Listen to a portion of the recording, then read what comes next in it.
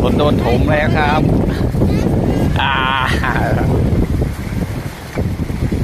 ไอเราทีนี้ให้มันอยู่นี่แหละดูกันดูไปคนนี้เราจะยิ้มทีนี้เอามือครับยิ้มยกมือ2 นิ้ว ยกมือ2 นิ้วเร็วถูกต้องนะพ่อเล่นั่นน่ะๆว้ายโอ้โหพลังเยอะลูกพี่พลังเยอะออกแล้วพุด